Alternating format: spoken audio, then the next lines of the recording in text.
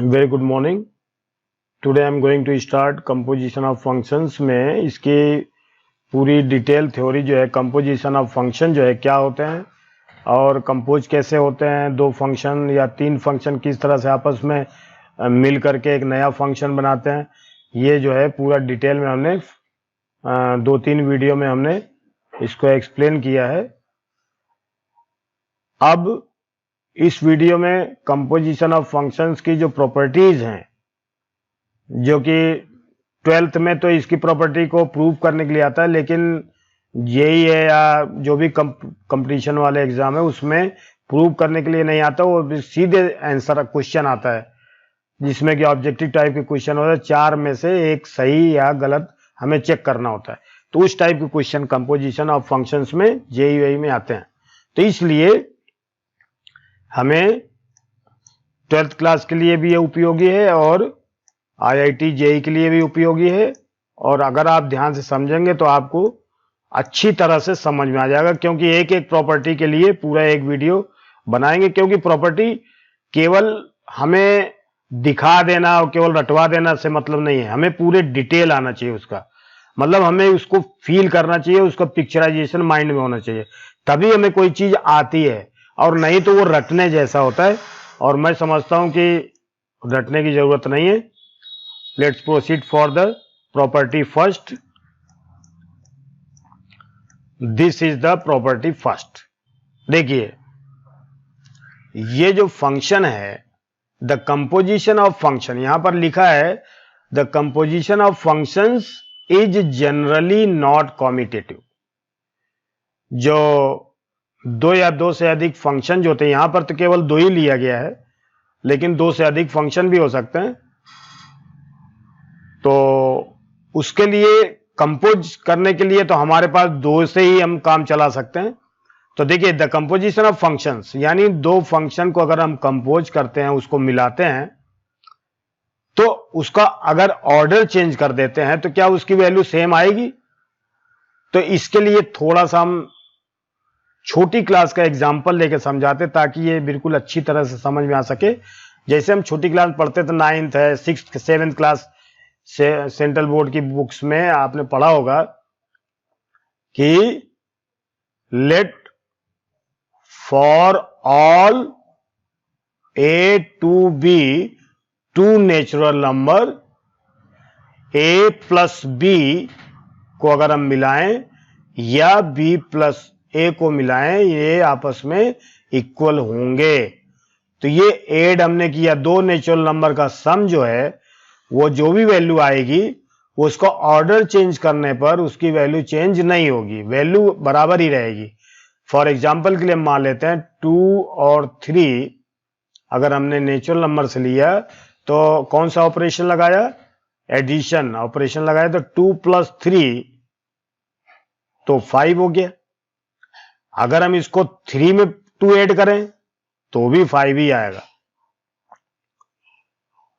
ठीक है, तो ये देखिए, एडिशन का जो ऑपरेशन है ये नेचुरल नंबर में कॉम्यूटेटिव ऑपरेशन है, यानी उसका ऑर्डर चेंज करने पर कोई दिक्कत नहीं आएगी, कोई वैल्यू चेंज नहीं होगी। यानी कॉम्यूटेटिविटी जो प्रॉपर्टी है वो नेचुरल नंबर में एडिशन के लिए फॉलो होती है। ठीक है, इसी तरह क्या एडिशन का क्या सब्ट्रैक्शन के लिए भी फॉलो होगी? तो अब आप चलो एग्जांपल लें। जैसे मान लीजिए हमने मान लीजिए ले लिया 2 ले लिया और 3 ले लिया, ये दोनों नेचुरल नंबर में अभी हमने लिए हैं। अब इसको हम क्या करें? 2 माइनस 3 करें तो क्या आएगा? -1। 3 माइनस 2 करें तो ये 1 आएगा। तो क्या 2 minus 3 is equal to 3 minus 1 है? नो, ये नहीं है, क्योंकि 2 माइनस 3 की वैल्यू -1 है और 3 माइनस 1 की वैल्यू 2 है, इधर की वैल्यू 1 है। तो ये दोनों इक्वल तो नहीं है। तो देखिए, एक ही सेट में एडिशन का जो ऑपरेशन है वो तो फॉलो होता है कॉम्यूटेटिव के लिए, यानी इसको ऑर्डर चेंज कर दें, क्रम बदल दें। क्रम का मतलब पहले जो आया है बाद में लिख दें और जो बाद में आया है उसको पहले लिख दें। तो ये क्रम परिवर्तन नियम होता है। इसको हिंदी में क्या बोलते हैं? क्रमचय, है ना? क्रम परिवर्तन नियम आप कह सकते हो कि पहले को अगर दूसरी जगह लिख दिया जाए, दूसरे स्थान से पहले मतलब दूसरे वाले को पहले स्थान पर लिख दिया जाए, इनको ऑर्डर चेंज किया जाए, यानी इनको पहले और दूसरे में जो आते हैं दूसरे को पहले में रख दिया जाए, तो इनकी वैल्यू अगर सेम आती है तो इसका मतलब ये कॉम्यूटेटिव लॉ को फॉलो करते हैं। तो देखिए एडिशन में भी फॉलो किया है लेकिन सब्ट्रैक्शन में फॉलो नहीं हुआ। तो ये हमें समझ में आ गया होगा कि देखिए ऑर्डर क्या मतलब हुआ, 2 + 3। ये ऑर्डर क्या है, पहले फर्स्ट यानी 2 है, फिर बाद में 3 है। अब हम 3 को पहले लिख देते हैं और बाद में 2 लिखते हैं, तो ये दोनों की सम जो है, दोनों का जो सम है वो 5 ही आएगा। तो इसका मतलब क्या हुआ कि नेचुरल नंबर में कोई भी दो नंबर का सम अगर उसका ऑर्डर चेंज करने पर भी उसके सम में कोई चेंज नहीं आता, उसके एडिशन में कोई चेंज नहीं आता है। तो इसको हम दूसरे लैंग्वेज में कह सकते हैं कि नेचुरल नंबर के सेट में commutativity for addition operation follow होती है। अब दूसरा एग्जांपल हमने लिया था यहां कि क्या सब्ट्रैक्शन जो ऑपरेशन क्या वो भी इसमें फॉलो होगा, तो इसमें नहीं हो रहा है, ऑर्डर चेंज करने पर इसकी वैल्यू बदल रही है। तो ये इसका मतलब कॉम्यूटेटिविटी जो प्रॉपर्टी है कॉम्यूटेटिव की, इसमें फॉलो नहीं होती, यानी इस ऑपरेशन के लिए फॉलो नहीं होते। तो ये चीज तो हमने अभी छोटी क्लास में सेट थ्योरी मतलब नेचुरल नंबर का सेट है, होल नंबर का सेट है, रियल नंबर का सेट है, रेशनल नंबर का सेट है, इरेशनल नंबर का सेट है, तो ये जितने भी अलग अलग सेट है तो सबके लिए हम प्रॉपर्टी छोटी क्लास में पढ़ते थे और उसको चेक करते थे, मतलब 6th-7th में। तो वही चीज यहां पर भी है। अब यहां पर हमने डिजिट्स लिए हैं, नेचुरल नंबर लिया, होल नंबर लिया, कोई भी नंबर लिया, यहां पर फंक्शन ले रहे हैं हम कि अब यहां पर एक क्वेश्चन उठता है कि क्या अगर दो फंक्शन हम मिलाते हैं तो क्या उनकी जो मिलाने पर जो वैल्यू आती, मान लीजिए जी फंक्शन हमने पहले लिखा, एफ को बाद में लिखा, या एफ को पहले लिखा जी को बाद में लिखा, तो उनकी जो वैल्यू है क्या बराबर आती है। तो यहां पर क्या है, क्या लिखा है यहां पर, the composition of function is generally not commutative. बहुत इंपॉर्टेंट बात है ये, जनरली का क्या मतलब होता है कि वैसे ये 99% तो ये होता है कि ये इक्वल नहीं होते, लेकिन कुछ ऐसे केस भी हो सकते हैं जिसमें ये इक्वल हो सकते हैं। तो अधिकतर मतलब 99% तो ये जीओएफ बराबर एफओजी नहीं होता। प्रायः कंपोजिशन ऑफ फंक्शंस जो है क्रम विनिमय नियम का पालन नहीं करते। Generally the composition of functions do not follow the कॉम्यूटेटिविटी in general. तो ये चीज हमें, अब यही चीज हमें प्रूव करनी है। तो इसके लिए सबसे पहले हमें एक चीज सीखनी है, क्या कि अगर दो फंक्शन इक्वल होंगे तो क्या क्या कंडीशन होती है। अगर ये चीज हम जान जाएं तो हमें यह पता चल जाएगा कि ये इक्वल क्यों नहीं होगा या क्यों इक्वल हो सकता है। तो हमें अगर ये तीन चीजें, जो भी चीजें हमें सीखनी है, तो हमें यह ध्यान रखना है कि अगर दो फंक्शन इक्वल हैं तो क्या क्या इनकी साथ में इक्वल होना चाहिए। तो देखिए अब two functions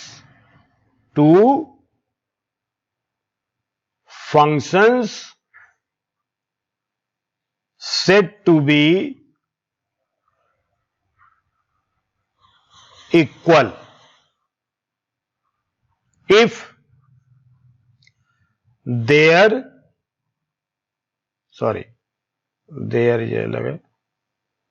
if their domains are equal, same नहीं, इक्वल हो, नंबर 1। सेकेंड, देयर को domains are equal, codomains are equal. Third condition भी है, their ranges ranges are equal. अगर ये तीन चीजें सेटिस्फाई होती हैं तब दो फंक्शन कहा जाता है इक्वल है। यानी जी और एफ एक फंक्शन बन गया ना। ये तो देखने में जी और एफ दो फंक्शन है, लेकिन वास्तव में ये एक फंक्शन है और ये भी एक फंक्शन, क्योंकि दो फंक्शन को मिला करके हमने एक फंक्शन बनाया है। तो ये जी ओ एफ एक फंक्शन है, एफ ओ जी एक फंक्शन है। तो अगर हम जी ओ एफ को, जी को पहले लिखें, एफ को बाद में लिखें, यानी जी वाले फंक्शन को पहले और फिर बाद में एफ वाले फंक्शन को मिलाएं, कंपोज करें, या फिर पहले एफ को फिर बाद में जी को कंपोज करें, मिलाएं मतलब, तो ये दोनों फंक्शन मिलकर के जो एक फंक्शन बनेगा, क्या ये दोनों तरफ जो फंक्शन बना है क्या ये आपस में इक्वल होंगे? ये चीज हमें प्रूव करनी है। तो इसके लिए हमें यह ध्यान रखना है कि इफ दो फंक्शंस इक्वल कब होंगे? If their domains are equal, their codomains are equal and their ranges are equal. अगर ये तीन कंडीशन किसी फंक्शन में फॉलो हो रही है तो वो फंक्शन कंपोज हो जाएंगे और उनको ऑर्डर चेंज करने पर भी उनकी वैल्यू नहीं बदलेगी, लेकिन ये तीन चीजें होनी चाहिए। तो ये चीज हमें बहुत इंपॉर्टेंट है ये, और इसको आपको याद भी रखनी चाहिए। ठीक है, अब हम शुरू करते हैं आपका जो थ्योरी है जीओएफ और एफओजी। ठीक है, लेट हमने मान लिया एफ ए टू बी एक फंक्शन है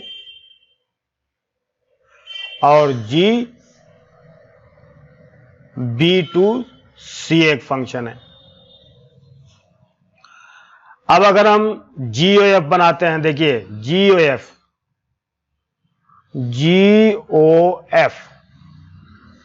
फंक्शन कैसे बनेगा? ए टू सी, ए से सी में डिफाइन होगा ये।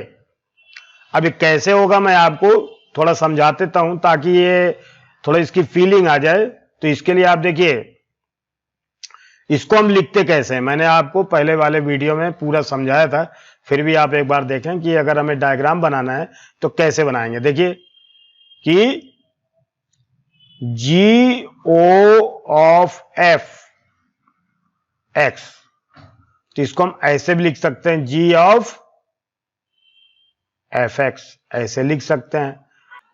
अब आप देखिए इसका मतलब क्या हुआ। ये एफ एक फंक्शन है, ध्यान से देखिए, एफ एक फंक्शन है, एफ एक फंक्शन है जिसमें एक्स जो है यहां पर डोमेन है और एफ एक्स क्या है? रेंज है। देखिए एफ एक्स जो इसके अंदर लिखा है ये तो हो गया डोमेन, और जो एफ एक्स है ये पूरा ये बोलते हैं रेंज। तो एक फंक्शन ये जो डोमेन और रेंज है, तो इसके लिए एक डायग्राम सबसे पहले एक्स के लिए बनेगा, क्योंकि हम एक्स लिखेंगे। तो सबसे पहले हमने एक्स के लिए एक डायग्राम बना दिया ऐसे, यानी यहां एक्स लिखेंगे। फिर एक्स का जो रेंज है, एक्स जब हम एफ में रखेंगे तो एफ एक्स बनेगा, तो इसके रेंज के लिए भी एक सेट आएगा। ये देखिए ये एफ ऑफ एक्स इसमें आएगा। तो अब हमें सीधा समझ में आ गया कि फंक्शन ये कौन सा है? ए है। यानी हम अंदर से शुरू करते हैं। जब भी कभी कंपोजिशन ऑफ फंक्शन होता है तो उसको हम अंदर से शुरू करते हैं। पहले इसके डोमेन के लिए एक सेट लेते हैं, फिर एफ ऑफ एक्स यानी इसके रेंज के लिए एक सेट लेते हैं, फिर अब बाहर फिर आते हैं जी के लिए। अब आप देखिए हमने एफ एक्स के लिए एक फंक्शन डिफाइन कर लिया। अब हम फिर सोचते हैं एक बार कि जी ऑफ एफ एक्स क्या है। अब आप देखिए जी ऑफ एफ एक्स क्या है? जी ऑफ एफ एक्स। तो अब आप देखें कि जी के लिए एफ एक्स क्या है? डोमेन है। और जी ऑफ क्या है? जी ऑफ एफ एक्स क्या है? ये रेंज है। अब आप देख लीजिए एक बिल्कुल नई चीज है। तो ये तो हो गया एफ, इसको तो हम समझ लेंगे। एफ ये हो गया। सबसे पहले हमने एक्स लिया, फिर एफ लिया, फिर इसके बाद जी लेंगे, तो जी यहां पर बनाएंगे, ए यहां पर। अब आप देखिए क्या है? एफ एक्स क्या है? डोमेन है। तो किसका डोमेन है? देखिए जो फंक्शन है एफ का वो ए से बी में है, ये। फिर एफ का जो जी ऑफ एफ एक्स क्या है? रेंज एफ एक्स क्या है, डोमेन है, तो एफ एक्स का जो एफ फंक्शन का जो रेंज है वही असल में जी ऑफ फंक्शन का डोमेन है। तो ये क्या हो जाएगा, बी से सी हो जाएगा ये। तो ये फंक्शन क्या बन गया हमारा, जी बन गया, और इसका जो इमेज है वो जी ऑफ एफ एक्स इसमें आएगी, तो ये इसमें आ गया। अब आप देखिए, अब ये जीओएफ को डिफाइन करने के लिए, जीओएफ को डिफाइन करने के लिए देखिए ए से सी में डिफाइन होगा, ये ए से सी में, ध्यान दीजिए ए से सी में डिफाइन होगा ये जीओएफ ऑफ एक्स, ये जो फंक्शन है ए टू सी में डिफाइन होगा,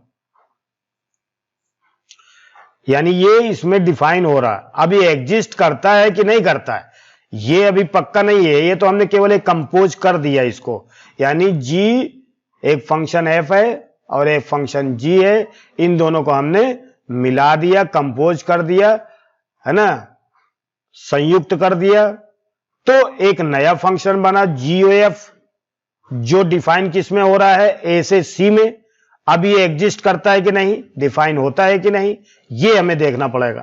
तो ये डिफाइन होने की कंडीशन क्या होती है, देखिए डिफाइन होने की कंडीशन इस डायग्राम में आप ध्यान से देखें। अब आप इस बात को इसमें बड़े ध्यान से देखें, ये मैं दूसरा कलर लेकर के इसको क्लियर करना चाहता हूं, तभी आपको क्लियर होना चाहिए। देखिए अगर जीओएफ को एग्जिस्ट करना है, अगर जीओएफ को एग्जिस्ट करना है तो एफ का जो रेंज है, देखो एफ का रेंज क्या होगा, एफ का रेंज जो है एफ एक्स, यही तो रेंज है, तो एफ एक्स क्या होना चाहिए, ये जो एक्स की वैल्यू हम रखेंगे, तो ये जो एफ का जो रेंज है, यानी ये एफ का जो रेंज है, एफ का रेंज का मतलब एक्स की वैल्यू लेंगे तो एफ एक्स की वैल्यू इसमें आएगी, तो एफ एक्स की वैल्यू कहां तक आएगी, मान लीजिए यहां तक आ गई ये, तो ये तो क्या कहलाएगा, रेंज ऑफ एफ, ये क्या कहलाएगा, range of F, range of F. तो देखिए ये रेंज ऑफ एफ है, और ये पूरा क्या है, पूरा देखिए क्या है, ये पूरा अगर हम देखें, ये पूरा क्या है, ये है डोमेन, सॉरी ये जो है ये है डोमेन ऑफ जी।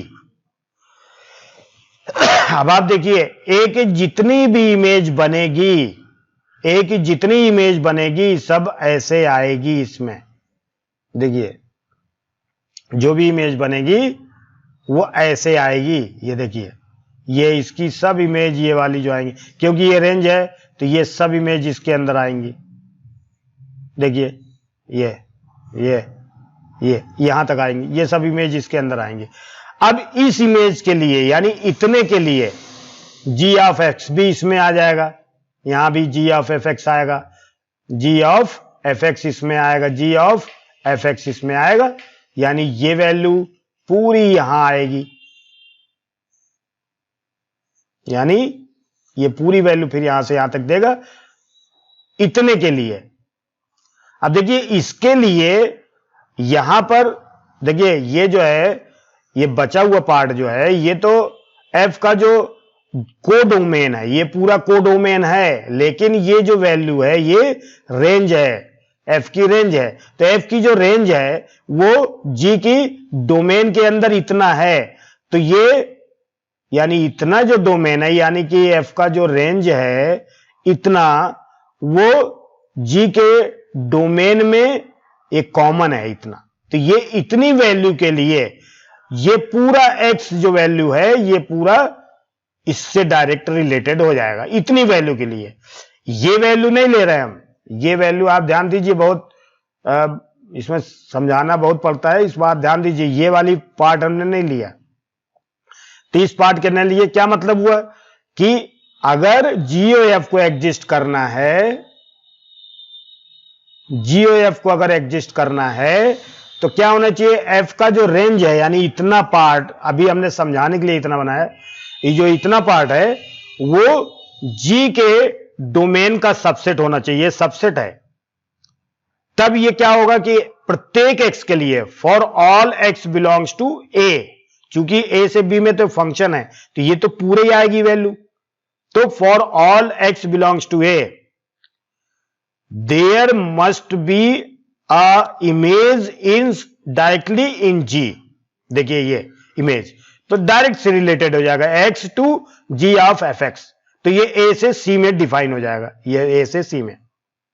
ये कब डिफाइन होगा, जब f का जो रेंज है वो G के डोमेन का सबसेट हो। अब आपको इसमें यही चीज दिखाने के लिए हमने कहा, तो क्या लिखना है, to be existed, to be existed GOF, तो क्या होना चाहिए, रेंज ऑफ f, यानी range of f must be subset of domain of G। ये होना जरूरी है एग्जिस्ट होने के लिए, domain of G। Range of f must be domain of G, तो ये G से A में डिफाइन हो गया, ये हो गया। और देखिए अब हमें क्या करना है, दूसरी चीज, अभी तो हमें GOF हमने डिफाइन किया है, ध्यान दीजिए प्लीज, यहां पर अभी हमने एक तरफ डिफाइन किया है, ये GOF डिफाइन किया है। अब हमें FOG भी डिफाइन करना है, तभी तो हमें पता चलेगा ये इक्वल है कि नहीं, तो ये चीज हमें ध्यान रखना है। अब देखेंगे दूसरी कंडीशन, क्या, टू बी एग्जिस्टेड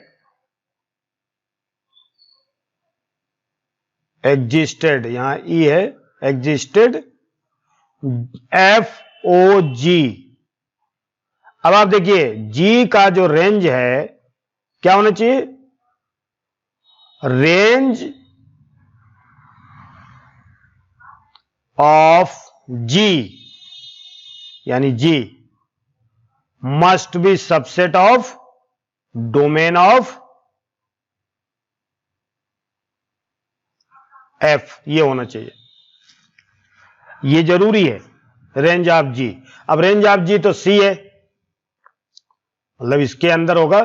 अगर हम इसको मान लें C बराबर है, ये किसमें डिफाइन होगा, टू बी एग्जिस्टेड FOG, तो ये होना चाहिए। अगर ऐसा होना है तो हमने क्या मान लिया इसको, अगर हम ये मान लें कि C is equal to A कर दिया हमने, अगर ये होगा तभी ये range of G must be subset of domain of F। Range of G देखिए, रेंज ऑफ G ये है C और डोमेन ऑफ F ये है, अगर ये बराबर होंगे तभी ऐसा हो सकता है। To be existed FOG range of G। देखो अभी हमें एग्जिस्टेंस देखना है कि GOF एग्जिस्ट करता है कि नहीं और FOG एग्जिस्ट करता है कि नहीं। तो अभी GOF तो एग्जिस्ट कर गया, लेकिन FOG एग्जिस्ट होने के लिए क्या होना चाहिए, range of G must be subset of domain of F। तो ये अगर इसका डोमेन बनना है तो C बराबर A होना चाहिए। तो अगर हमने C बराबर A मान लिया तो अब हमारे पास फंक्शन क्या कैसे बन गया, देखिए C बराबर A मानने पर क्या हुआ,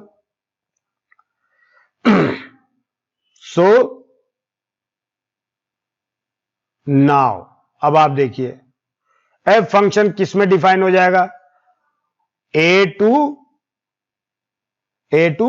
B में, और G फंक्शन किस में डिफाइन हो जाएगा, D टू A में, B टू A में डिफाइन हो जाएगा। देखिए हमने क्या लिखा, ध्यान दीजिए कि फंक्शन ABC है, तो F अगर मान लीजिए A बराबर C हो जाए तो F A से B में और C बराबर A तो B से A में हो जाएगा। ये देखिए यहां पर A और C बराबर हो गया तो A से B में, और यहां C की जगह A लिख दें तो AB और BA। तो देखिए F डिफाइन है A टू B और G डिफाइन हो गया B2A। ठीक है, अगर ऐसा हमने कर दिया सो लेट, इसको हमने कह दिया लेट, ऐसा मान लिया। अब इसमें हम डिफाइन करें GOF, G of F define करें जरा। तो G ऑफ F का मतलब क्या हुआ, F का डोमेन होना चाहिए और G का रेंज होना चाहिए। तो A टू A डिफाइन हो रहा है ये, A टू A, और एंड FOG किस में डिफाइन होगा, G का रेंज, G का रेंज क्या है, A है, सॉरी G का डोमेन, G का डोमेन और F का रेंज, F का रेंज क्या है, B, तो B से B में डिफाइन हो जाएगा। आइए अब आप देखिए GOF A टू A है और FOG B टू B है। अब आपने क्या देखा कि क्या ये दोनों अब हमारे पास देखिए पहले कंडीशन थी एग्जिस्ट ही नहीं करते थे, तो बराबर होने का सवाल ही नहीं उठता। अब हम देखते GOF डिफाइन है A टू A में और FOG डिफाइन हो रहा है B टू B में। अगर हमने C बराबर A कर दिया तो ऐसी कंडीशन में क्या ये दोनों बराबर होंगे, is GOF is equal to FOG, क्या ये इक्वल होंगे, ये क्वेश्चन है। नो, इसका उत्तर क्या आएगा, no, they are not equal. क्यों इक्वल नहीं है, GOF is not equal to FOG, क्यों, क्योंकि देखिए इनका जो डोमेन है A और इसका जो डोमेन है, because first number domain of GOF, ध्यान दीजिए, domain of GOF A is not equal to domain of FOG, यानी A और B इक्वल थोड़ी है। ये डोमेन ऑफ A और डोमेन ऑफ FOG ये दोनों इक्वल थोड़ी हैं, A और B इक्वल नहीं है। देखिए इसका डोमेन क्या है, F का डोमेन A है और FOG का डोमेन B है, GOF का डोमेन A है, FOG का डोमेन B है, तो domain are not equal. Domain of GOF बराबर A जो इक्वल नहीं है domain of FOG of B, ये इक्वल नहीं है। और रेंज भी देख लो आप, B और A, सेकंड क्या कंडीशन केस है कि ranges are not equal, ranges are not equal, means that is B is not equal to A, so GOF is not equal to FOG। देखिए ये केस हो गया, अभी भी ये इक्वल नहीं है। अब हम क्या करते हैं, अब तीसरा केस देखते हैं। तीसरे केस के लिए अब हम ये मान के चलते हैं कि ये हम कंडीशन चेंज करते हैं। नाउ अगेन लेट, क्या कर दिया हमने, A equal to B equal to C कर दिया। अब आप देखिए A equal to B equal to C, तो अब क्या हो जाएगा, देन GOF ऑफ A ये किससे डिफाइन हो जाएगा, A to A defined, is defined, देख लो आप, ये डिफाइंड हो जाएगा, is defined. Then GOF a to a defined. अब हमने ए बी सी बराबर कर लिया, तो इसका मतलब क्या हुआ, सी की जगह पर भी हम ए लिखेंगे और बी की जगह पर भी हम ए लिखेंगे, और ए पहले से ही है हमारे पास, तो तीनों हमने ए ले लिया। ये ध्यान रखना है, यानी ए बी सी जो है, ए की जगह तो ए ही आएगा, बी की जगह भी ए आएगा और सी की जगह भी ए आएगा। अब ये तीनों के हमने ये वैल्यू ए बी सी तीनों बराबर कर दी। अब आप देखो G of F A to A है, is defined, and F O G भी ए टू ए होगा, ये भी डिफाइंड। तो अब हमने देखो डोमेन और रेंज बराबर कर दिया।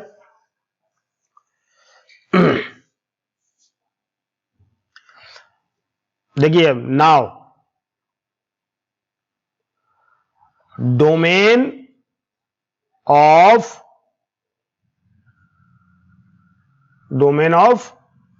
GOF is equal to domain of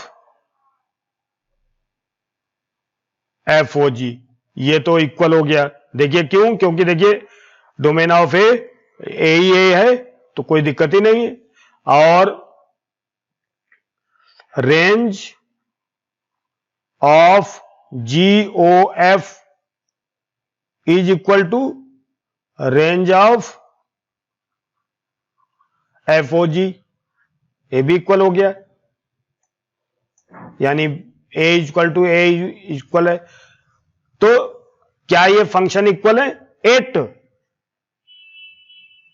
they may be not equal, यानी they may be not equal means GOF is not equal to FOG। क्यों? क्योंकि हमने पहले शुरू में क्या बताया था आपको, देखिए केस देखिए, आपको शुरू में देखिए मैंने आपको क्या लिखवाया था यहां पर, प्रॉपर्टी ये लिखवाई थी कि two function set to be equal if their domains are equal, their codomains are equal and their ranges are equal. तो हमने 2 कंडीशन तो सेटिस्फाई कर ली, लेकिन तीसरी अभी बाकी है, यानी रेंजेस आर इक्वल और नॉट, ये हमारे पास अभी नई कंडीशन है, तो इसको अभी हम इक्वल नहीं कह सकते। इसके लिए हम एक एग्जांपल ले लेते हैं। देखिए ये चीज इक्वल क्यों नहीं है, इसके लिए पहले एक एग्जांपल लेते हैं, फिर हम देखते हैं कि उसको रेंज भी इक्वल कर देंगे। ठीक है, तो अब आप देखिए एग्जांपल लेते हैं एक छोटा सा, इस बात को समझाने के लिए। मान लीजिए हमने कोई एग्जांपल ले लिया, कोई फंक्शन ले लिया f r टू r, कोई फंक्शन है, और इसका फंक्शन ऑफ x क्या है हमारे पास, 2x है, और g कोई फंक्शन ले लिया, इसमें भी r टू r है, तो इसमें g ऑफ x ले लिया, तो ये x स्क्वायर ले लिया। अब आप ये देखिए कि इसके डोमेन बराबर हैं, ध्यान दीजिए इसके डोमेन बराबर हैं, domains are equal, domains are equal, और ये जो है ये रेंजेज आर इक्वल, लेकिन फिर भी ये बराबर कैसे होंगे कि नहीं, देखिए जरा। नाउ अब हम चेक करते हैं, नाउ GOF हम निकालते हैं, GOF ऑफ x। तो सबसे पहले G ऑफ fx लिखें। अब fx यानी G क्या है, वो fx जो है इसका डोमेन है, तो fx हमारे पास ये डोमेन है। अब यहां पर हम क्या करें, fx की वैल्यू रख दें, तो fx की वैल्यू हमारे पास क्या है, 2x, तो हमने 2x रख दिया। अब g किसका फंक्शन है, 2x का, तो g 2x का फंक्शन है, तो g में 2x की वैल्यू रख दो। देखिए यहां पर gx है, तो x की जगह जो भी लिखा जाएगा उसका इसका स्क्वायर हो जाएगा, तो यहां पर g की जगह x की जगह क्या हो जाएगा, 2x, तो यहां 2x का स्क्वायर हो जाएगा, तो क्या हो जाएगा 2x का स्क्वायर,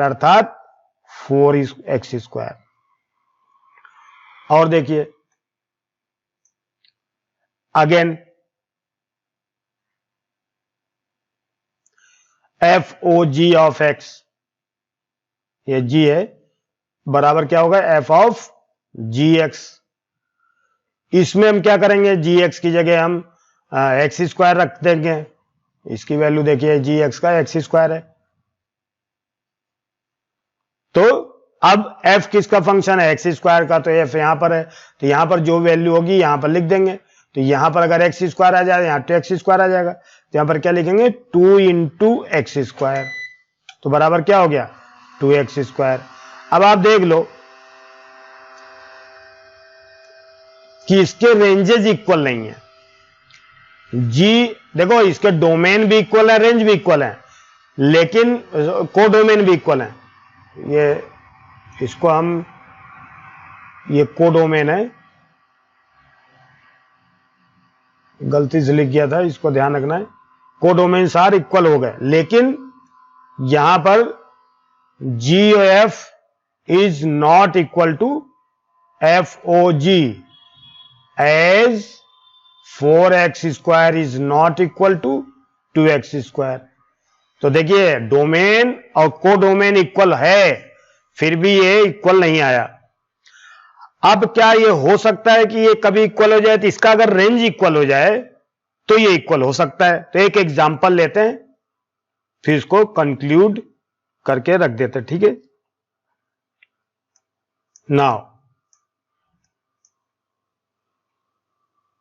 नाउ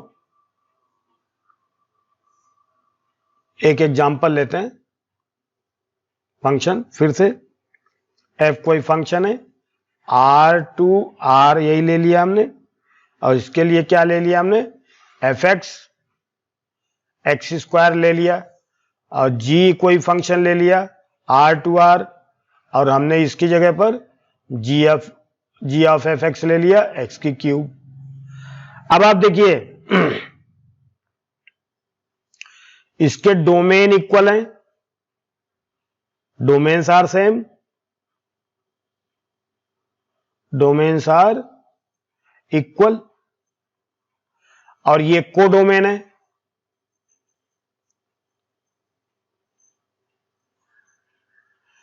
को डोमेन्स आर इक्वल।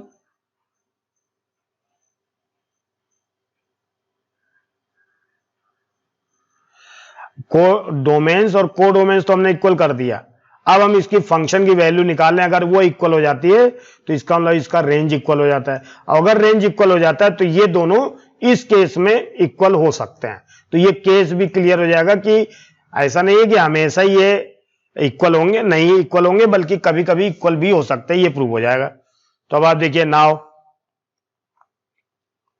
देखिए, now g O f of x is equal to g of f x. F x क्या है हमारे पास, एक्स स्क्वायर है, तो जी ऑफ एक्स स्क्वायर। अब आप देखिए जी एक्स स्क्वायर का फंक्शन है, देखिए जी ऑफ एक्स, यहां पर कोई वैल्यू अगर हम रखते हैं तो इसका ये क्यूब कर देगा। तो यहां पर क्या है एक्स स्क्वायर, तो इसका क्यूब हो जाएगा, तो क्या हो जाएगा एक्स स्क्वायर का क्यूब, तो ये हो गया एक्स की 6। और हम देखते हैं again, f O g of x is equal to f of g of x. क्या हो गया, एफ और जी एक्स की वैल्यू क्या रखेंगे हम, जी एक्स की वैल्यू देखिए एक्स की क्यूब लिखा है, तो यहां पर एक्स की क्यूब लिख सकते हैं, एक्स की क्यूब लिख दिया हमने। फिर एफ एक्स का फंक्शन देखिए, यहां पर एक्स है तो यहां स्क्वायर हो जाएगा, तो यहां भी स्क्वायर हो जाएगा इसका, तो यानी एक्स की क्यूब का स्क्वायर हो जाएगा, तो ये एक्स की 6 आ गया। अब आप देखिए हमारे पास तीन चीजें इक्वल हो गई, domains are equal,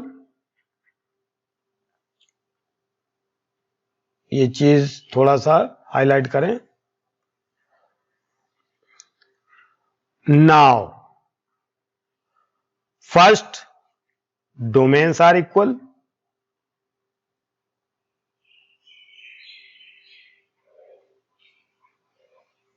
Second, codomains are equal.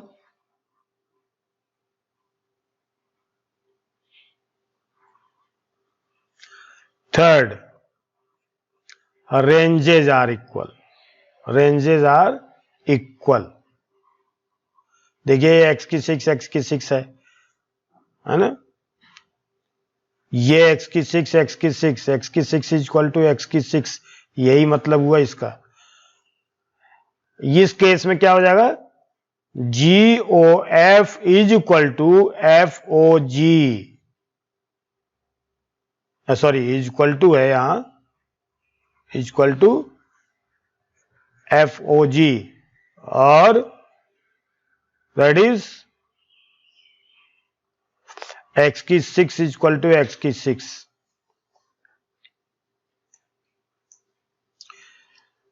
So generally GOF is not equal to FOG, but if domains are equal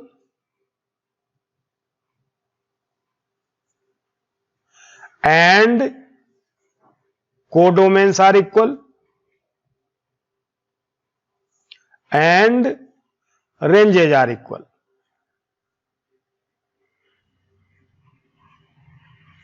then GOF may be equal to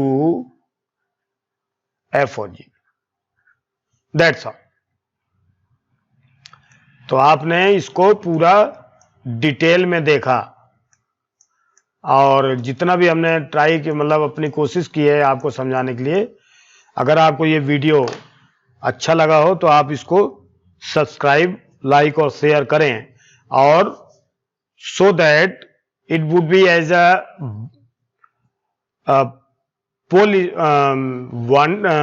it is like a motivation for me to make more and more videos to illustrate more and more theory, concepts, questions, etc. for 11, 12th and JEE, IIT, etc.